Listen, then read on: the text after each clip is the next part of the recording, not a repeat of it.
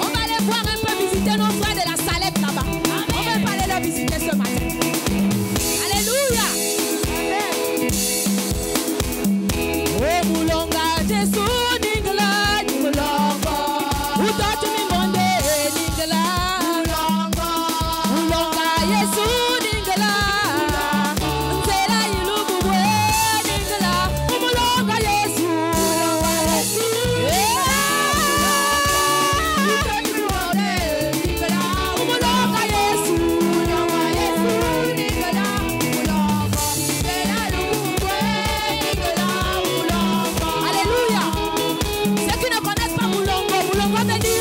Chemin de Dieu. Amen. On te demande de rentrer dans le chemin de Dieu. Au lieu de rester dans le monde. Tout ce qui est dans ce monde va rester. Mais le chemin de Dieu restera unique. Amen. Il ne mourra jamais. C'est ce que ça veut dire la chanson. Et quand on demande de rentrer dans le Moulongo, tu dois faire la ligne droite pour rentrer. Amen. Il faut faire des gestes prophétiques. Des gestes prophétiques. Oh, Moulonga, Yesu, Ningela, Moulonga.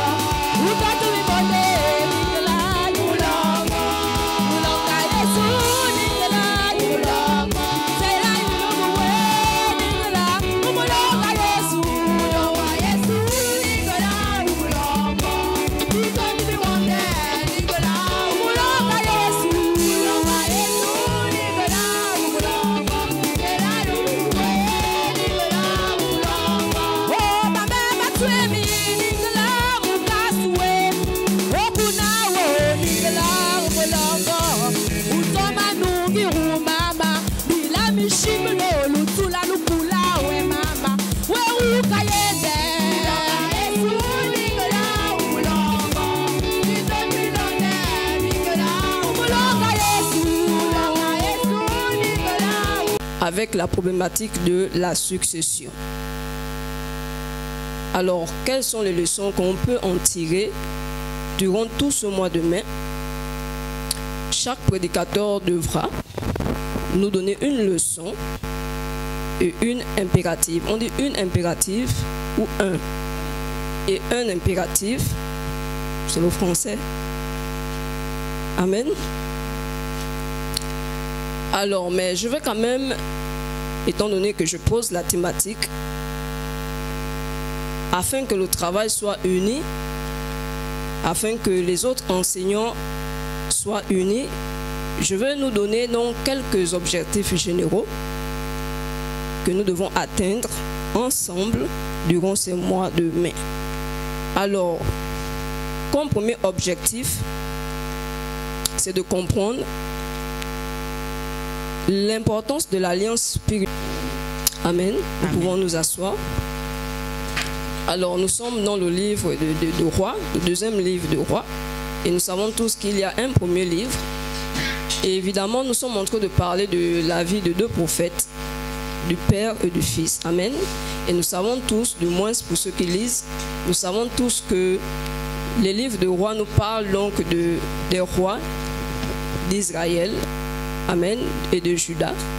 On avait enseigné ici sur Josaphat et nous avons compris que Israël avait été divisé en deux. Amen. Et donc là, nous parlons de la vie de roi.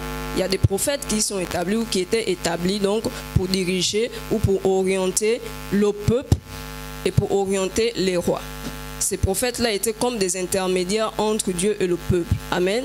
Et donc, ils avaient pour obligation de veiller sur le peuple et de ramener le cœur du peuple à Dieu. Amen. De ramener le cœur du peuple à la repentance.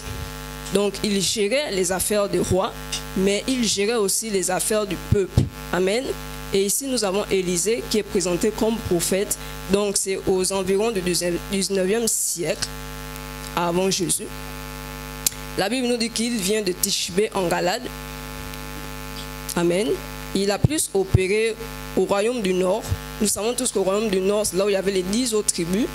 Et ensuite, on avait les 2 autres tribus qui sont allées au sud. Je ne sais pas si quelqu'un se souvient. Dieu a déjà fait la table. Il faut vous habituer à ce que je vous pose des questions, des jeunes. Et puisque Dieu elle a déjà fait 8, c'est qu'elle maîtrise. Amen. Nous avons dit tribus qui étaient allées au nord. C'est là où on trouve la plupart des rois qui ont fait du désordre là avec Akab, Jézabel et autres. Et on a en bas, on a quelle tribu? Les deux autres qui sont allés, oui, elle cherche la Bible déjà. Les deux autres tribus qui sont allés en bas. On a Judas et puis on a Benjamin. Amen. Et donc, il coiffait tout ça là. Et comme je disais, le but, c'était vraiment d'orienter le peuple. On trouve donc l'histoire d'Élie. Élie qui signifie déjà Yahweh est Dieu. Élie signifie Yahweh est Dieu. Donc, on le retrouve déjà en plein exercice dans 1 roi d'abord. Premier livre de roi. 1 roi 16, 1 roi 17, 1 roi 19, 1 roi 21. On retrouve déjà la vie d'Élie dans toute cette partie-là.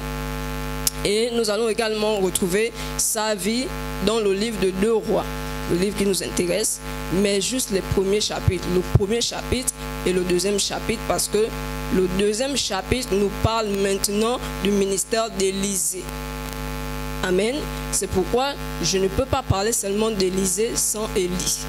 Nous sommes donc à la fin du ministère d'Élie, mais nous sommes au début du ministère d'Élisée. Amen.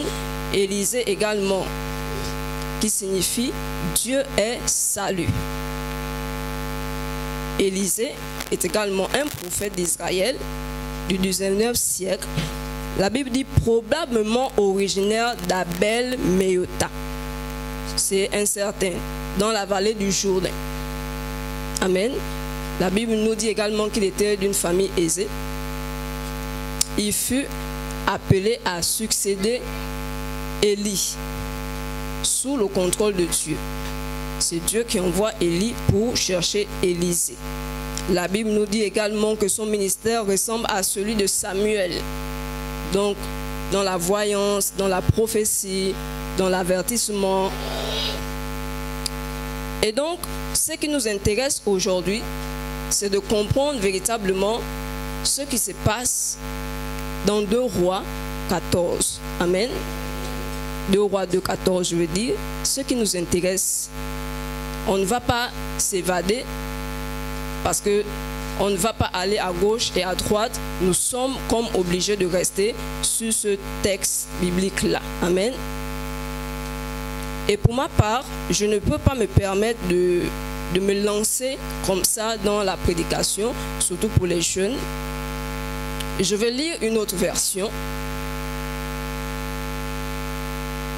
Ensuite, il prit le manteau d'Élie qui était tombé de dessus et frappa les eaux. Et il dit, où est l'Éternel, le Dieu d'Élie, ou où est Yahweh?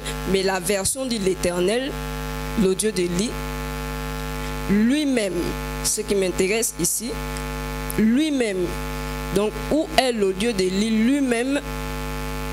Ensuite, il frappa donc les eaux et elles se divisèrent en 2 et Élisée passa. Amen. Je ne sais pas si jusqu'à présent, on a même compris d'abord la thématique. Parce que je me rappelle que lorsque la thématique a été donnée, tout le monde, on a murmuré. On a murmuré, on a dit que ouais, ça c'est quelle thématique? On ne comprend rien du tout. Amen. Alors, je veux que quelqu'un puisse lire la thématique là-bas. Et nous allons essayer de reformuler, surtout pour les jeunes, de reformuler cette thématique afin qu'on puisse au moins comprendre. On ne peut pas comprendre une prédication si on ne comprend pas d'abord la thématique. Qu'est-ce qu'elle veut dire réellement? Amen. Amen. Est-ce que quelqu'un peut lire? Bien, vous n'avez pas la thématique. Est-ce que quelqu'un peut lire là-bas la thématique? Tu lis doucement. Où es-tu, le tétragramme, le Dieu d'Élie? 2 points, les leçons et la réussite du second voyage d'Élisée. Est-ce que quelqu'un d'abord se souvient du tétragramme? Oui, Diel. Oui.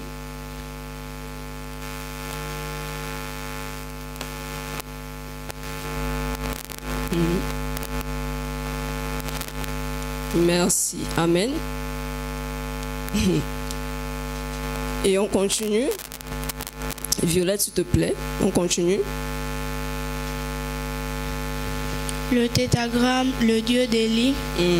2 points, les leçons et la réussite du second voyage d'Élisée. Ok, on s'arrête là. On nous parle de leçons et la réussite du second voyage d'Élisée. Donc, c'est déjà une première partie de la prédication. Nous sommes dans les leçons, n'est-ce pas? Mais qu'est-ce qu'une leçon? Amen. Qu'est-ce qu'une leçon? Oui, c'est un enseignement. Oui, oui, oui, le pasteur Frédéric, c'est bien. Alors, une leçon, c'est ce qu'un élève doit apprendre, n'est-ce pas?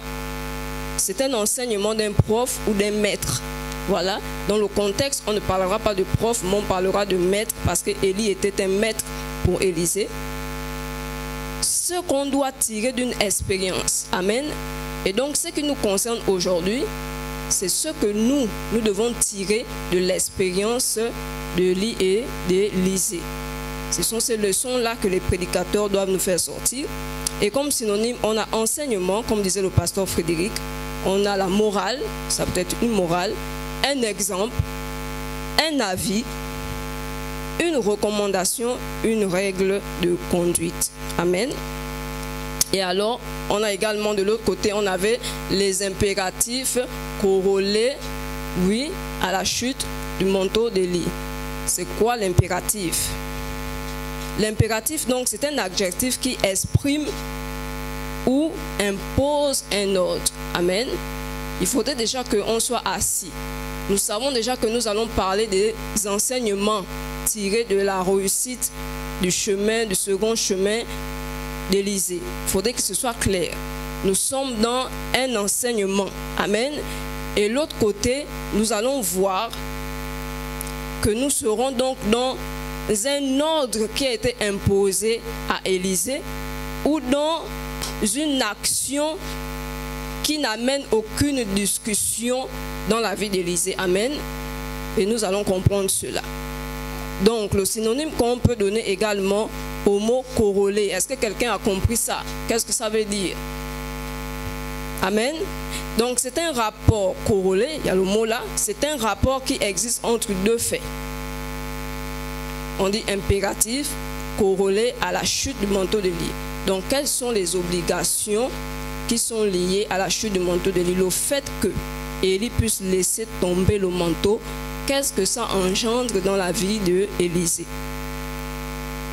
Et donc, nous comprenons, sœur Chiron, que tous les prédicateurs qui passeront ici vont nous donner un enseignement ou une expérience d'Élisée qui doit également nous enseigner, et ils vont devoir nous donner une obligation qui est liée dans le contexte d'Élisée à la chute du manteau d'Élie. Quelle était l'obligation qui devrait maintenant peser sur la vie d'Élisée? Jusqu'ici, je pense que c'est clair. Amen.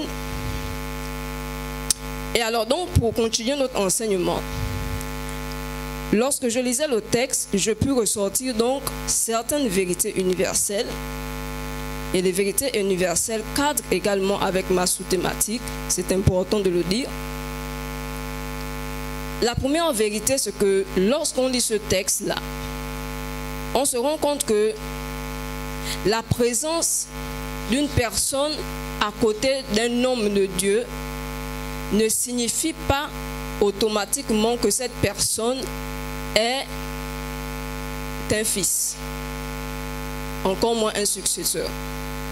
Donc, ta présence auprès d'un homme de Dieu ne signifie pas que tu es automatiquement un fils ou un successeur.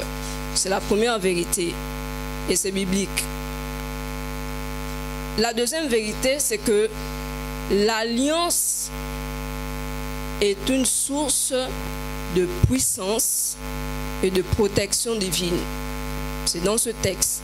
L'alliance est une source de puissance et de protection divine. Nous allons comprendre pourquoi.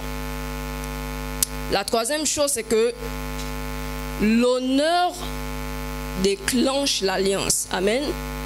Donc, en d'autres termes, l'impératif qui pèse sur toi là, c'est ce qui déclenche ce qui arrive plus haut. Amen. Tant que l'impératif n'est pas respecté, ce qui est plus haut ne peut pas arriver. Amen. Un fils, pour finir, quatrième vérité universelle. Donc, un fils a les gènes ou a les tares de l'alliance de son père spirituel en lui. Amen. On va comprendre cela. Parce que lorsqu'on va regarder Élisée, la Bible dit même que Élisée a fait les mêmes miracles qu'Élie. Amen. Élisée était prophète comme Élie était prophète. Amen. On va discuter sur cela. Et donc, vous avez compris, bien aimé, que ma sous-thématique est l'alliance spirituelle et la loi de l'honneur. L'alliance spirituelle comme enseignement de la réussite du second voyage d'Élisée. Il a réussi parce que il y avait une alliance qui pesait sur lui. Amen. Et de l'autre côté, cette alliance-là a amené Élisée à rendre honneur à Élie. Amen. Je ne sais pas pourquoi, mais c'est la deuxième fois que je prêche et que la sœur Chiron tombe à pic avec ses chants. Elle a chanté tout à l'heure, elle a parlé de l'alliance, elle a parlé même de l'honneur. Amen. Et nous allons comprendre cela. Est-ce que si ton père est prophète, tu dois être prophète? Est-ce que si ton père est docteur ou enseignant, tout le monde doit être enseignant? Elle n'est pas enseignante, elle chante, mais son chant cadre avec l'enseignement. Amen. Comment est-ce qu'on peut expliquer cela? Nous allons donc parler de l'alliance qui pèse sur nous. Nous allons parler de l'onction. Nous allons parler de la doctrine. Nous allons parler du Père spirituel. Et nous allons parler du Fils spirituel. Amen. Et de la succession. Alors, allons-y dans 1 Jean 2. 1 Jean 2, le verset 19 à 23.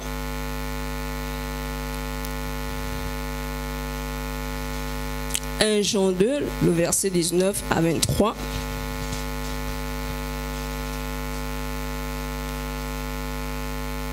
Oui.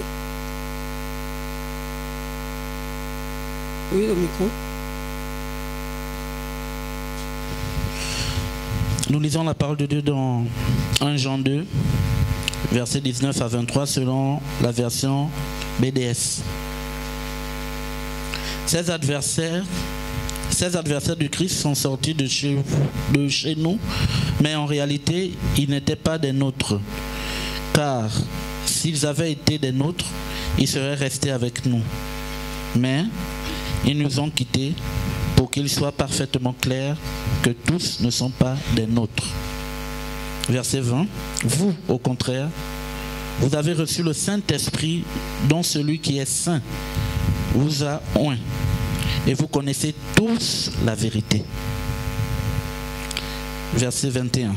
Si je vous écris, ce n'est pas parce que vous ne connaissez pas la vérité, mais parce que vous la connaissez et qu'aucun mensonge ne vient de la vérité. Verset 22. Alors, qui est le menteur? C'est celui qui nie que Jésus est le Christ. Car l'Antichrist, c'est celui qui refuse de reconnaître le Père et le Fils. Enfin, verset 23. Tout homme qui nie que Jésus est le Fils de Dieu ne connaît pas non plus le Père. Celui qui reconnaît que Jésus est le Fils de Dieu connaît aussi le Père. Amen. Alors, ce texte-là nous parle des gens qui sont dans des assemblées, qui sont dans une communauté. Mais ces personnes-là, la Bible dit ou déclare que ces personnes-là étaient comme des intrus dans un ministère ou dans une communauté. Amen. Et la Bible dit même que ces personnes-là, elles étaient présentes dans cette communauté-là. Mais elles ont fini par partir. Amen.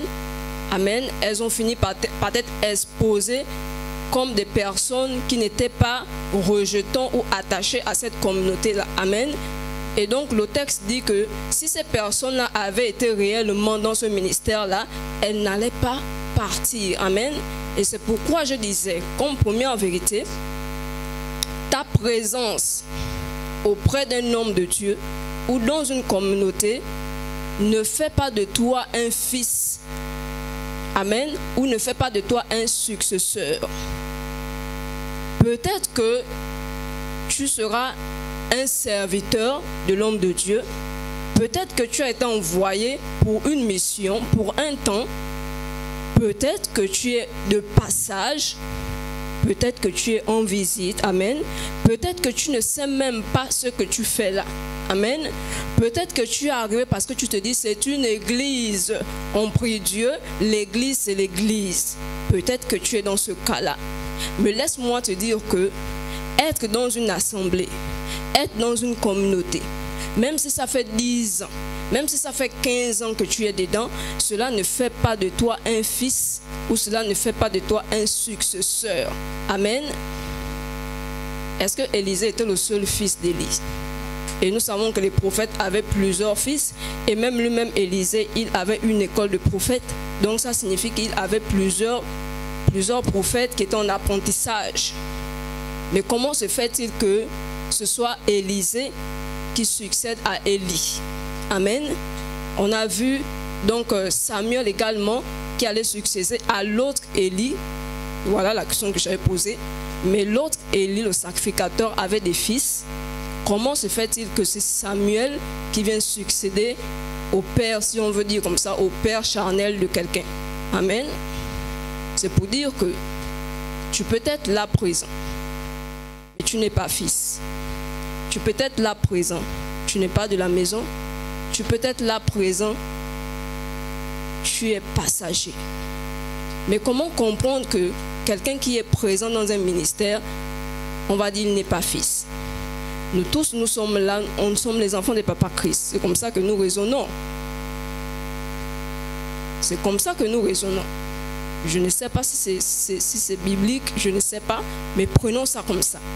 Nous sommes tous donc les enfants de Papa Christ, n'est-ce pas? Parce que nous sommes dans son ministère, celui le Père. Un Père spirituel, c'est celui-là qui fait naître un ministère. Amen. C'est un Père spirituel. Amen. Mais est-ce que tout le monde est fils? J'aimerais vraiment qu'on comprenne ou que ce ne soit pas peut-être transformé, mais ce sont des vérités bibliques et on doit enseigner la vérité.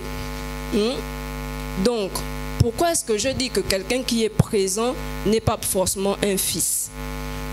Regardez, tu peux venir dans une église, tu es toujours en train de bouder sur même la doctrine. On va te dire que Jésus, par exemple, n'est pas assis sur le trône. Jésus n'est pas Dieu, il n'est pas le Père, il est le Fils de Dieu. Mais toi, tu sais que, où c'est écrit retour, d'abord c'est écrit même retour à l'évangile véritable, briser le roc par la réforme. Tu sais que l'église là, on brise les choses. Tu sais que dans l'église là, où on dit A ailleurs, on peut dire B ici, tu le sais. Mais toi, tu es là assis, tu es en train de bouder les enseignements, tu es en train de tout bouder, mais tu es là. Est-ce que ça fait de toi un fils de cette maison? Pourtant, tu es présent, n'est-ce pas? Pourtant, tu es présent.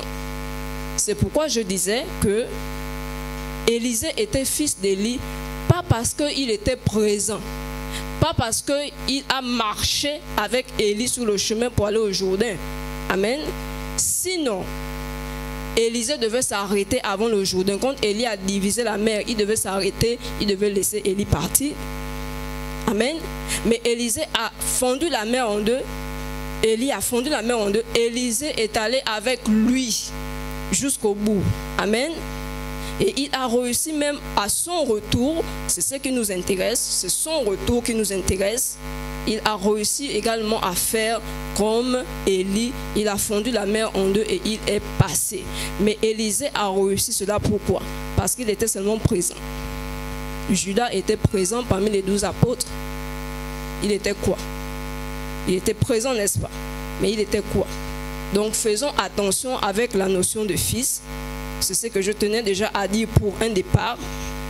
Donc ta présence en ce lieu te détermine fils lorsque tu auras accepté de rentrer dans certaines obligations, certains impératifs. C'est pourquoi il y a impératif dedans. Impératif, c'est un ordre. C'est une obligation, c'est un avis. Ce n'est pas un choix. Ce n'est pas moi, je suis ici, c'est une église comme les autres. Si vous faites ça, je peux venir les dimanches, mais je ne fais pas comme vous. Tu n'es pas fils. Amen. Et ne t'attends pas à recevoir quelque chose du Père. Tu n'auras rien du tout. Ça, c'est une vérité qu'on doit dire aux gens. Tu n'auras rien du tout. On devient fils, on devient successeur lorsque on est présent, mais on marche dans l'alliance, on marche dans l'obligation, on marche aussi dans le sacrifice, on fait tout ce qu'on nous demande de faire. À ce moment-là, le Père qui est là, il observe. Et Dieu aussi observe, et Dieu connaît qui est qui, et Dieu connaît qui peut être capable de succéder. Quand Élie fait tourner Élisée en rond, il dit, je m'en vais à Bethel, je m'en vais à Jéricho, je m'en vais au Jourdain. C'était une manière de voir. D'autres disent qu'il testait Élisée, amen. Mais moi j'ai envie de dire que assurément il s'est dit qu'il est là avec moi depuis, amen. Il a assurément observé ce que je fais. Il a duré là avec moi, amen. Mais est-ce que lui, cet enfant-là, il est capable d'assumer ce que moi je porte? Amen. Est-ce qu'il est capable d'assumer ce qu'il me demande là? Il a demandé la double portion. Est-ce qu'il est capable d'assumer ce que je porte? Pourquoi? Parce que lorsque quelqu'un te laisse le manteau, tu es dans l'obligation de l'honorer. Et donc Élie se dit, est-ce que je pars avec ma chose ou je dois laisser ça à quelqu'un peut-être qui va gaspiller mon nom? Amen. C'est pour dire que tu n'es pas fils parce que tu es assis là. Tu n'es pas fils parce que tu modères tout le temps. Tu n'es même pas fils parce que tu prêches. Tu n'es pas fils parce que tu chantes. Tu n'es pas fils parce que tu es là depuis 10 ans, 15 ans. Non. Amen. Sinon, on n'allait pas voir Joseph être plus élevé que le premier enfant de Jacob. Amen. On va continuer. On va aller dans le livre de Jean. Jean 14, au verset 12.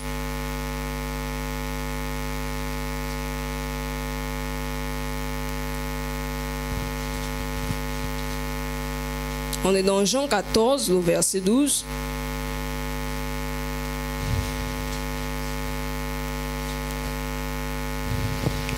Nous lisons la parole de Dieu dans Jean 14, au verset 12e, selon la version Louis II. En vérité, je vous le dis, celui qui croit en moi fera aussi les œuvres que je fais, et il en fera de plus grandes, parce que je m'en vais au Père. Amen. Amen.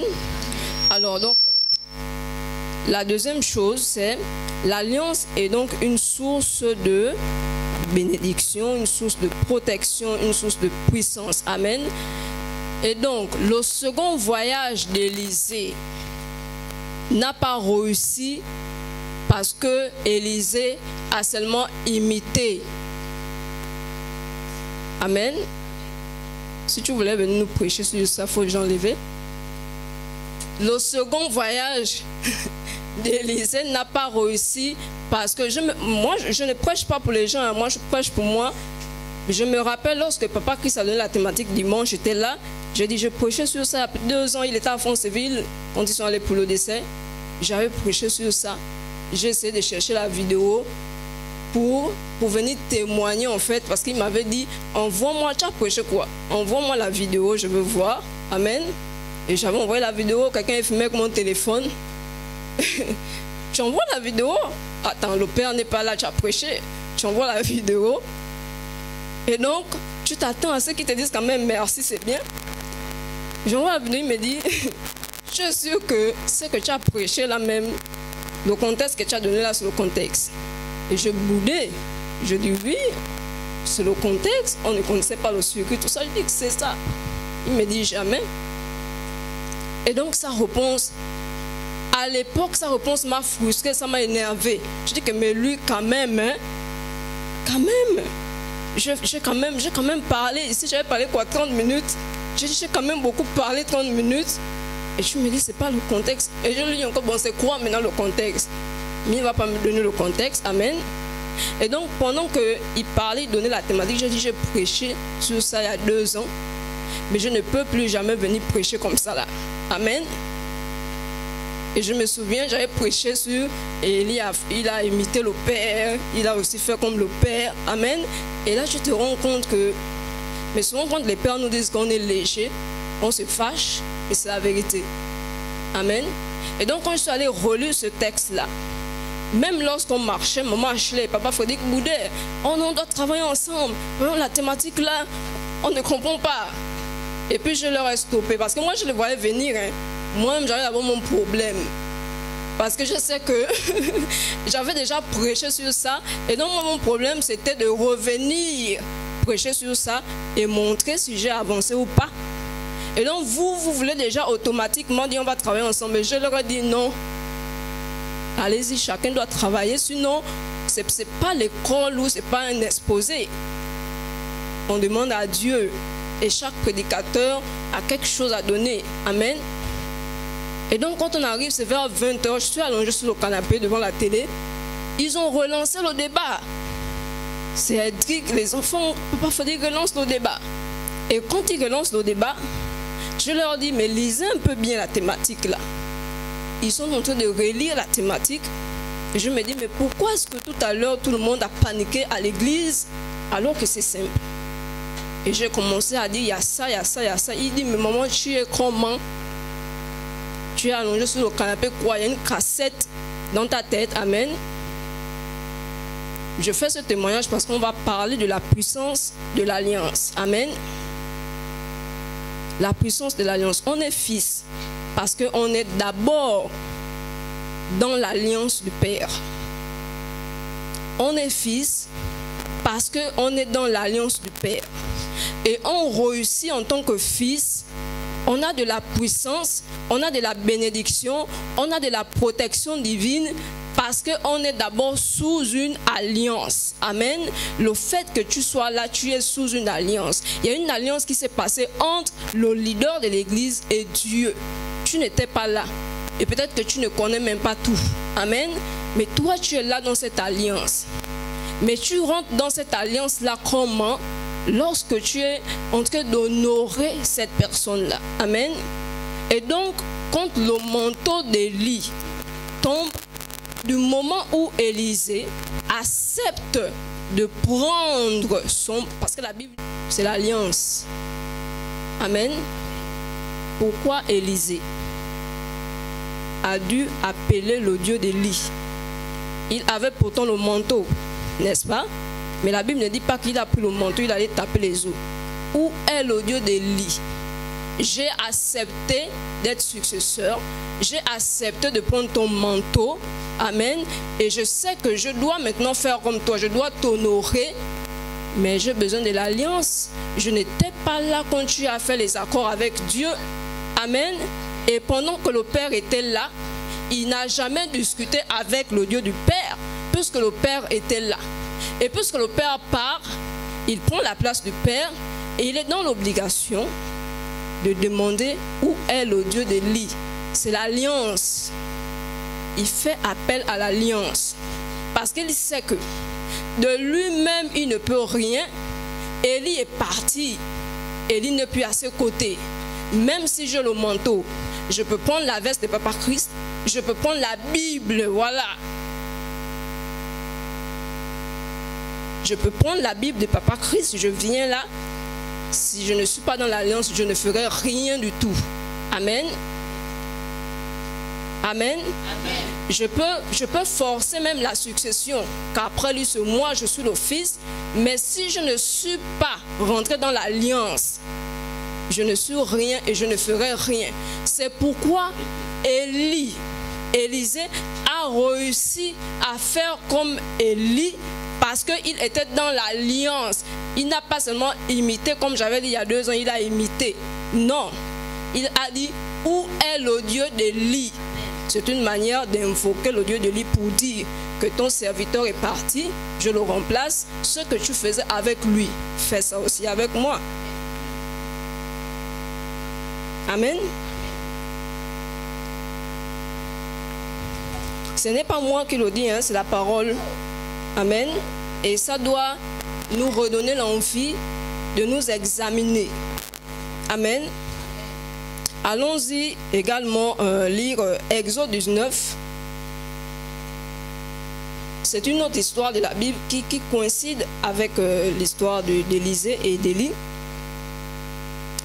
Donc, arrêtons très souvent de dire, moi je suis là depuis 2 ans, moi je suis fils, ou moi je suis là avant vous, hein, moi c'est pour moi. Arrêtons de dire ça.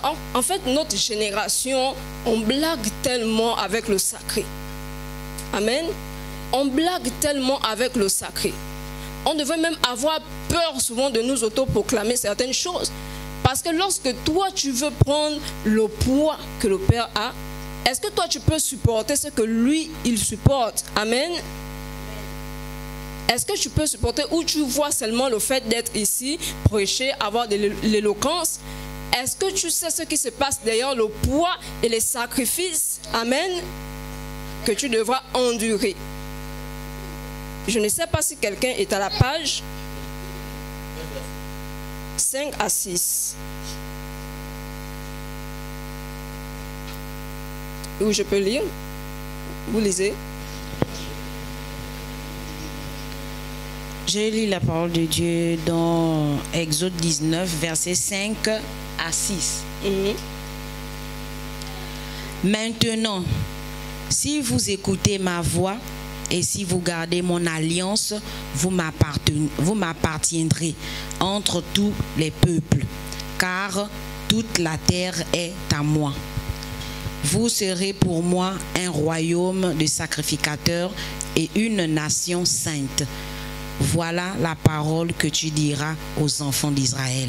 Amen. Amen.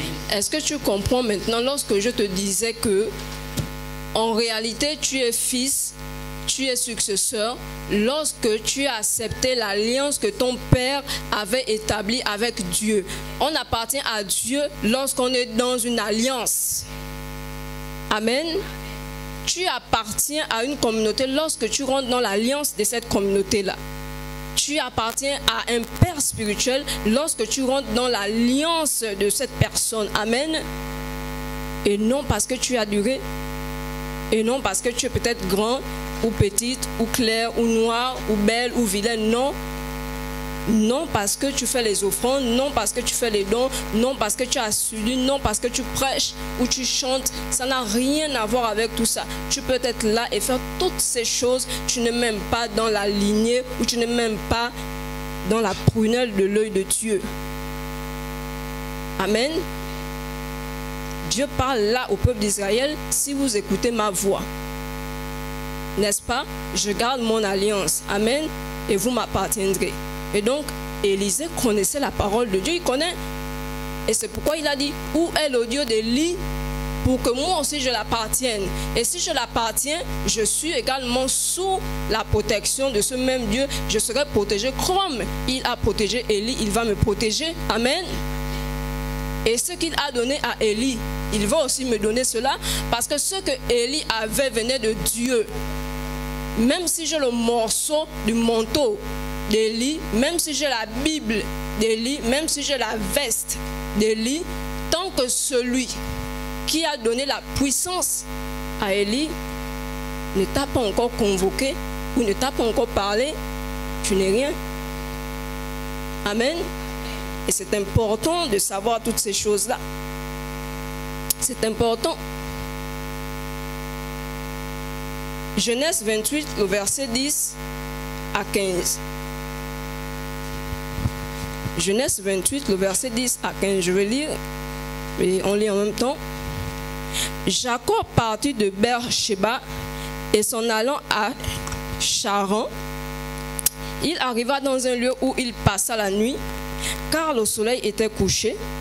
Il prit une pierre dont il fit son chevet Maman Ashley, pendant que je lis ce verset, là, tu vas aller plus haut. On va lire plus haut après. Il prit une pierre dont il fit son chevet et il se coucha dans ce lieu-là. Il eut un songe. Très souvent, on chante ce chant-là. J'espère qu'on connaît l'histoire. Il eut un songe. Et voici, une échelle était appuyée sur la terre. Et son sommet touchait au ciel. Et voici, les anges de Dieu montaient et descendaient par cette échelle. Amen. Et voici, l'Éternel se tenait au-dessus d'elle, de l'échelle, et il dit, je suis l'Éternel, le Dieu d'Abraham, ton père, et le Dieu d'Isaac, également son père, père de Jacob. La terre sur laquelle tu es couché, je la donnerai à toi et à ta prospérité. Au futur, ta prospérité sera comme la poussière de la terre. Tu t'étendras à l'Occident et à l'Orient, au septentrion et au Midi, et toutes les familles de la terre seront bénies en toi et en ta postérité. Voici, je suis avec toi. Amen. Je suis avec toi. Je te garderai partout où tu iras. J'aimerais que quelqu'un comprenne. Hein? Il dit, je suis le Dieu de ton père. Et il dit, je suis avec toi maintenant, en d'autres termes. Et je te garderai partout où tu iras. Et je te ramènerai dans ce pays, car je t'abandonnerai point, que je n'ai exécuté ce que je dis. Amen. Où se trouvait Jacob? Comment est-ce que Jacob a fait pour rencontrer le Dieu d'Abraham, d'Isaac? Comment est-ce que Jacob a fait pour que le Dieu de son père puisse descendre pour venir le rencontrer? Il a fait quoi? Amen. Amen. Il a fait quoi? Et pourquoi est-ce que Dieu doit rencontrer Jacob? Il avait rencontré Abraham, Isaac. Pourquoi est-ce que Dieu doit aussi rencontrer Jacob? Jacob est le fils d'Isaac. Ça pouvait suffire, non? N'est-ce pas? Mais pourquoi est-ce que Dieu a voulu rencontrer aussi Jacob? Pourquoi est-ce que Élisée a appelé le Dieu d'Élie? Pourquoi il fallait qu'eux ils se rencontrent? Amen. Un peu plus loin, on va voir Josué. Pourquoi est-ce que Josué devait aussi rencontrer Dieu alors que Dieu avait déjà parlé à Moïse? Ça pouvait se faire comme ça de manière spirituelle. Mais Josué, quand Moïse parle, Josué aussi rencontre Dieu. Amen. Donc on n'est pas fils parce qu'on est présent. On est fils parce qu'on est rentré dans l'alliance. On est fils parce qu'on est connecté à l'alliance. Et on est successeur lorsque Dieu aussi est d'accord de ce qu'on veut te donner. Amen. Parce qu'il est la source de ce que ton père spirituel a. Dieu est la source de cela. Tant qu'il ne t'a pas donné cela, tu n'es pas successeur. Ou tu ne le seras pas. Amen. Maintenant, comment est-ce que Jacob a fait en sorte que l'alliance du père Abraham, du père Isaac, puisse se déclencher sur lui? Qu'est-ce qu'il a fait? Maman Achel, lisons plus haut, on va voir ce que Jacob a eu à faire. Lisons bien. Commençons au verset 1 jusqu'au 9.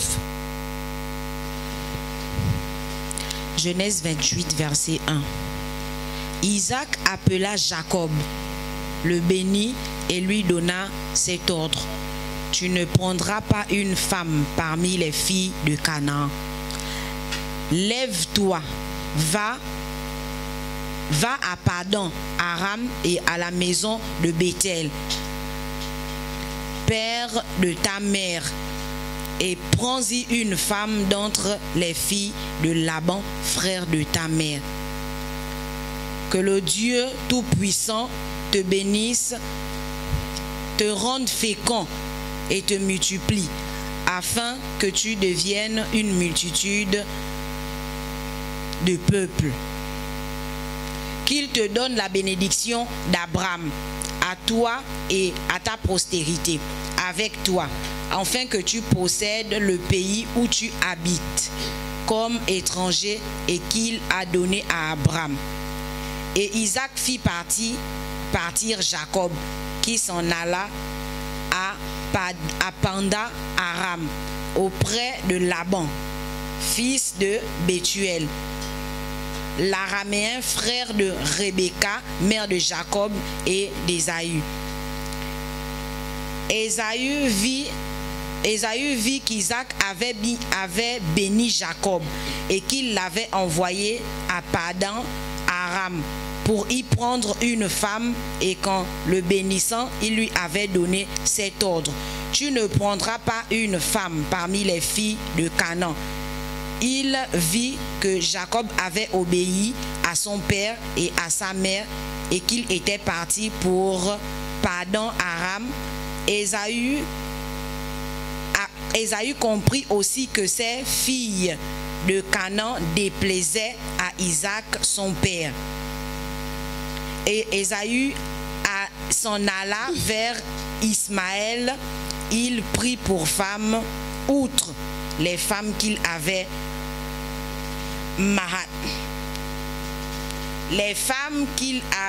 Mahala, fille d'Ismaël, fille d'Abram et sœur de Nébajot. C'est bon? C'est bon. Amen. Pasteur Frédéric, ancienne Anne, est-ce que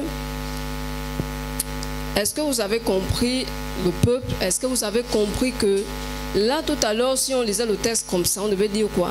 Que Dieu est venu de nulle part. Jacob dormait et puis Dieu a voulu bénir Jacob. Vous ne croyez pas que ce que Dieu donne à Jacob là, c'est ce que le Père avait dit plus haut? Mais qu'est-ce qui fait en sorte que l'alliance du Père, d'Abraham là, d'Isaac là, devienne aussi l'alliance de Jacob?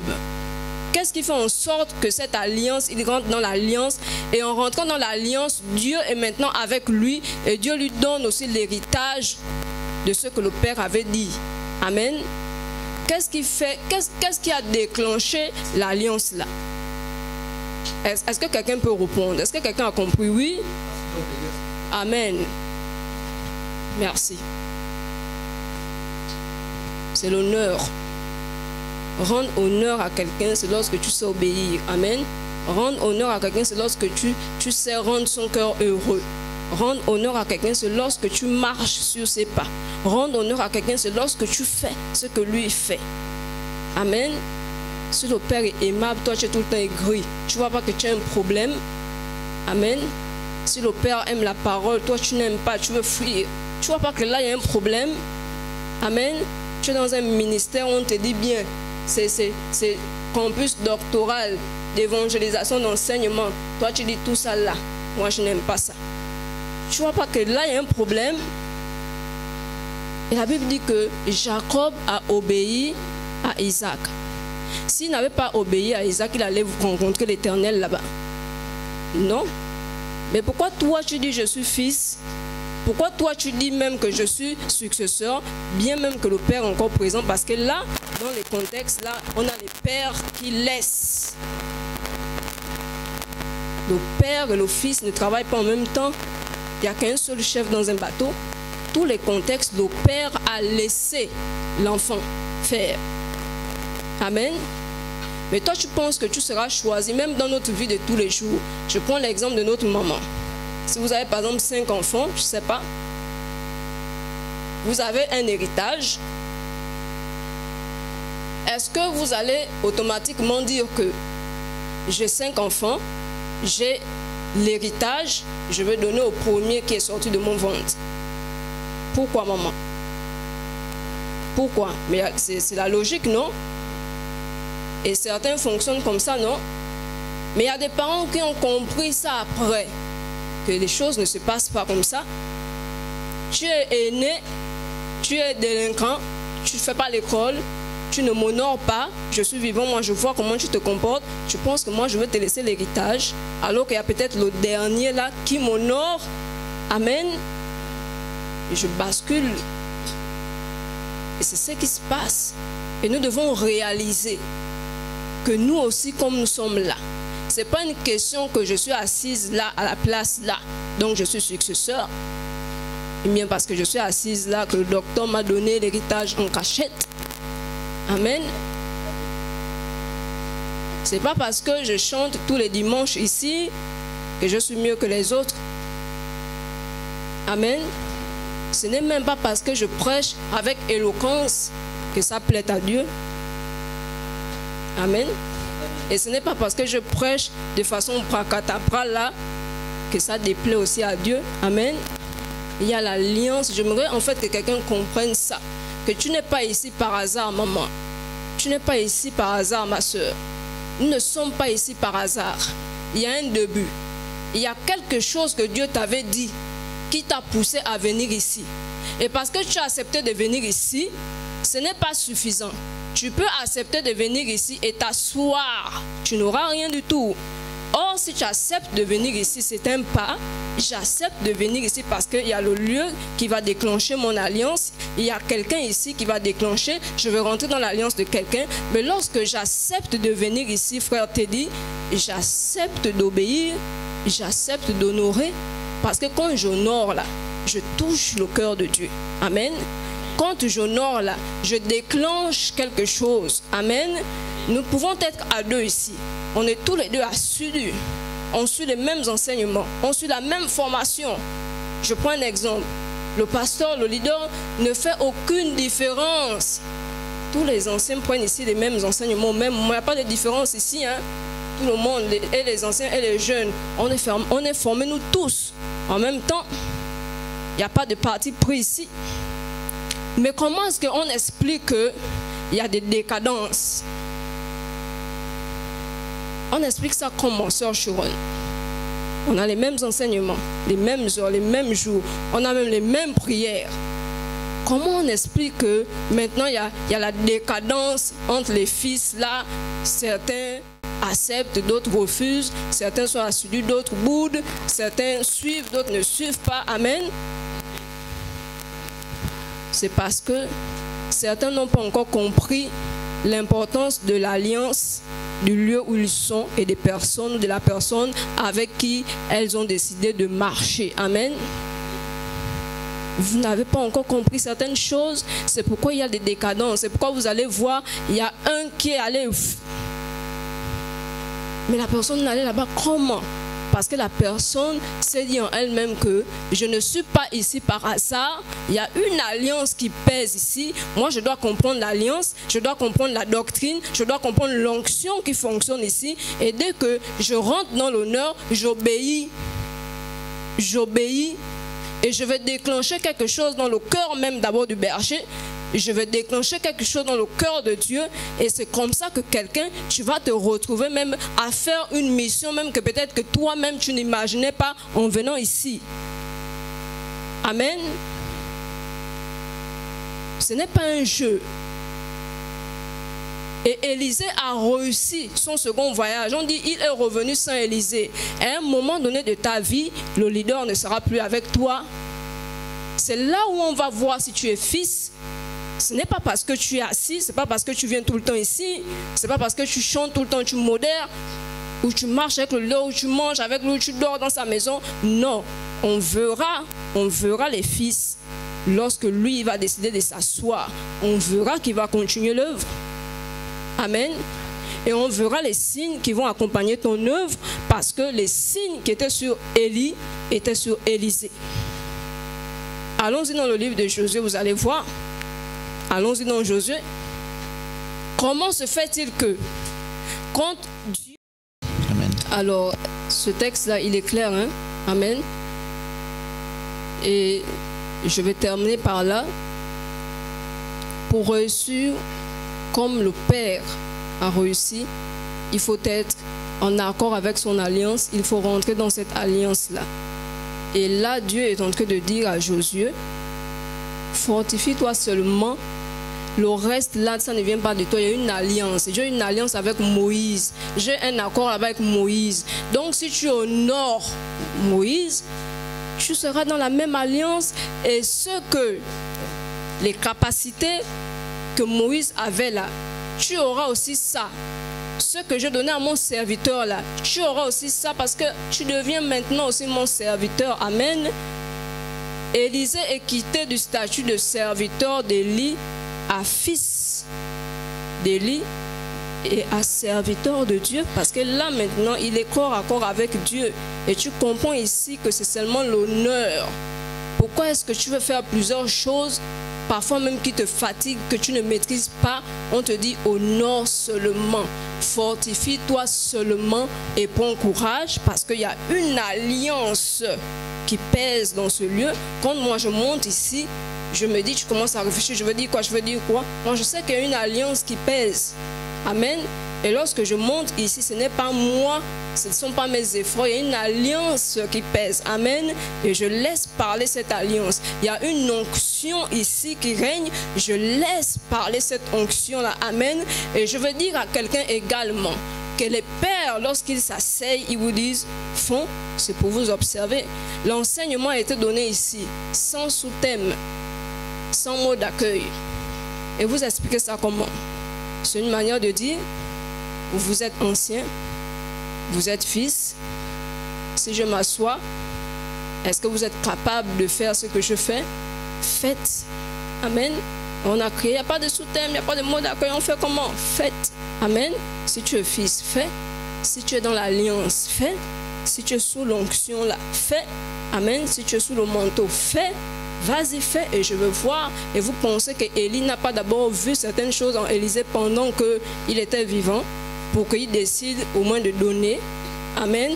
Rien n'est fait pour rien. On va prier un instant. On va s'élever, on va prier un instant. On va prier un instant. Vraiment que Dieu nous aide, parce qu'on a un problème d'honneur. On a un problème d'obéissance qui nous empêche de rentrer dans l'alliance ou dans l'onction souvent de nos pères. On a un problème où on n'est même pas capable de faire ce que notre père spirituel fait. On est très loin derrière lui. Parfois même on va en sens contraire au point où il ne se retrouve même pas en nous. Amen. Mais puisque nous parlons de l'alliance, tu ne vas pas parler à Dieu là à cause, tu ne présentes rien d'autre à Dieu.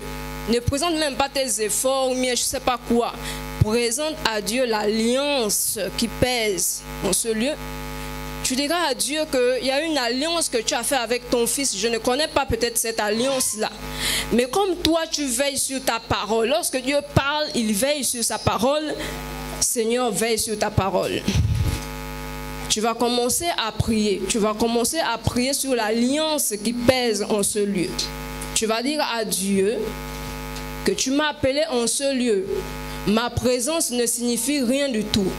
Je vais être présent, mais être dans l'alliance. Amen. Je vais être présent et savoir honorer. Parce que j'ai compris que honorer déclenche l'alliance, déclenche le cœur de Dieu, touche le cœur de Dieu et touche même le cœur du Père spirituel. Nous ne sommes pas appelés à attrister la vie de nos pères spirituels. Nous ne sommes pas appelés à mettre le désordre, mais nous sommes appelés à observer, à imiter, à comprendre l'environnement qui tourne autour de nous. Nous sommes appelés à être des serviteurs, des élèves. Et un élève, il apprend, on va dire, un métier. Si tu apprends le métier de médecine, pourquoi est-ce que tu veux refuser de prendre des cours de médecine? Si tu apprends, si tu te retrouves dans une école de médecine, c'est pour apprendre la médecine. Pourquoi est-ce que maintenant tu veux apprendre le droit dans une école de médecine? J'aimerais que tu parles à ton Dieu. J'aimerais que tu parles à ton Dieu.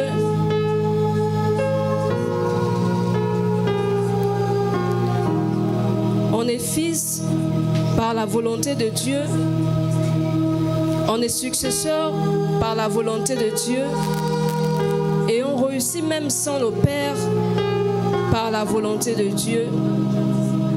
On est capable d'imiter même le Père par la volonté de Dieu.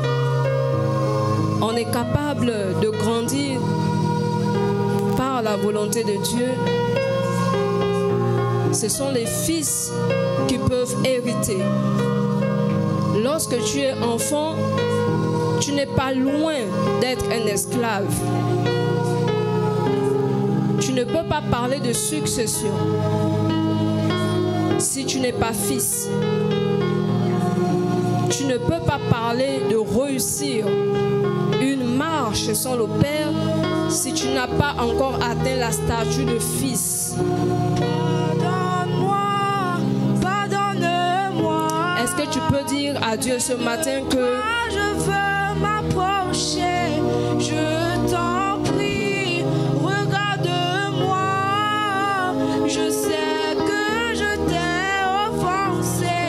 Pardonne. j'aimerais vraiment que tu ne restes pas la bouche fermée parce que ce n'est pas de l'amusement, mais très souvent nous tournons en rond parce que nous refusons des réalités spirituelles. Et c'est ainsi que quelqu'un qui vient d'arriver, qui t'a trouvé là depuis 10 ans, peut même te dépasser et tu seras là toujours assis parce que tu n'as pas compris qu'il y a des vérités spirituelles que tu dois appliquer. Parce que tu n'as pas compris que les choses ne viennent pas d'elles-mêmes comme ça. Il y a des clés, il y a des vérités, il y a des choses qui déclenchent le cœur de Dieu sur nous. Je te laisse ma main. Et j'aimerais que tu dises à Dieu ce matin de t'apprendre à honorer. Très souvent, nous n'avons pas honoré. Très souvent, je n'ai pas honoré. Mais j'ai compris que je dois honorer lorsque j'accepte de prendre le manteau de quelqu'un. C'est que j'accepte d'honorer cette personne. Lorsque j'accepte de venir dans le ministère de quelqu'un, c'est que j'accepte d'assumer tout ce qui découle de